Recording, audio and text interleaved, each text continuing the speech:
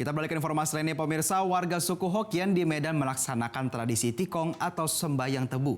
Upacara ini sebagai bentuk rasa syukur kepada Tuhan di tahun naga kayu.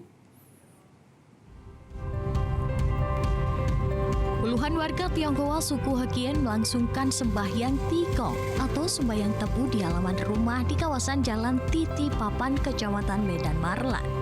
Tradisi tahunan dari hari ke-9 perayaan Imlek dilakukan sebagai bentuk rasa syukur suku Hokkien karena suku Hokkien dapat selamat dari maut saat bersembunyi di perkebunan tebu.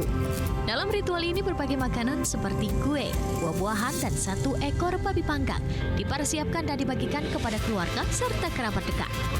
Sembahyang tahunan dilakukan secara serentak oleh umat Buddha Tionghoa suku Hokkien sebagai perayaan pergantian tahun baru Imlek 2574. Jadi pada hari ini kita sedang merayakan perayaan sembahyang tebu atau tikong, di mana perayaan ini merupakan tradisi bagi suku Hokkien. Nah, jadi bertepatan dengan pada tahun ini Naga Kayu dan juga ada pemilihan presiden, kami rakyat Indonesia berharap mendapatkan pemimpin yang dapat membawa kemajuan bagi Indonesia.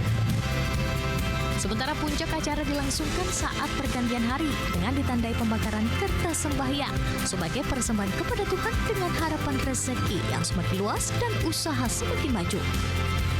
Dari Medan Marlan, Koko Hendrawan, Metro TV. Jelajahi cara baru mendapatkan informasi. Download Metro TV Extend sekarang.